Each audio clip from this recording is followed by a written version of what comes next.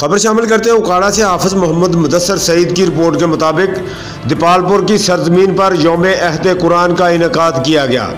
تلاوت قرآن پاک سے آغاز ہوا۔ نعت رسول مقبول صلی اللہ علیہ وسلم کا ہدیہ پیش کیا گیا، جس میں استاد الحفاظ قاری نذیر احمد اشرفی صاحب کے کثیر تعداد حفاظ نے خطاب کیا اور ماضی کے گزرے ہوئے لمحات کو تازہ کر کے قرآن حکمت سے تعلق کو مضبوط بنانے پہ زور دیا گیا۔ بعد ازاں استاد گرامی نے 1999 سے لے کر 2023 تک کے طلباء سے خطاب کیا، دین رسول صلی اللہ علیہ وسلم قرآن و ہدایت سے کیے ہوئے وعدے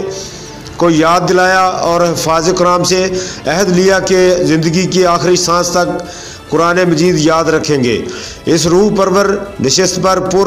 کیف لمحوں کا نزول تھا۔ قبلہ استاد کے وہ طلباء جنہوں نے کم عمری میں قرآن حفظ کیا تھا، آج وہ اونچی مسندوں اور بڑے عہدوں پہ دین کی خدمت سر دے رہے ہیں۔ اللہ اس آستانہ رحمت کے فیض کو عام کرے، جس نے اس نعرے کو اپنے عمل سے ثابت کیا کہ آفاق کے ہر گوشے میں قرآن سنا کر دم لینا اب رکنا نہیں ہے، اب تھمنا نہیں، فردوس میں جا کر دم لینا۔ تقریب میں مکمل قرآن مجید سنانے والے حفاظ کی دستار بندی بھی کی گئی، اختتام پر دعا کی گئی، لنگر کا وسیع انتظام کیا گیا تھا۔ تقریب کے اختتام پر حفاظ کرام نے میڈیا سے گفتگو کرتے ہوئے کہا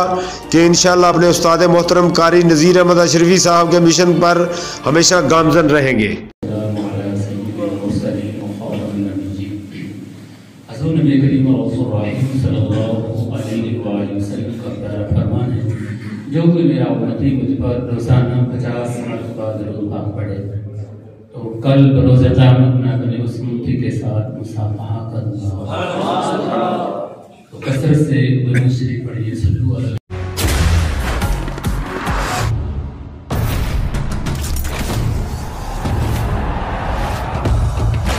سکے نہ جو بنے وہ طوفان، آجا بنے وہ طوفان، آجا چلیں ایسا سفر کہ دے منزل بھی سلام، خواب دیکھے جو وہ پورے کرنے کو گئی نیندے کی حرام، سارا خون پسینہ اور یہ جان جنون کے نام،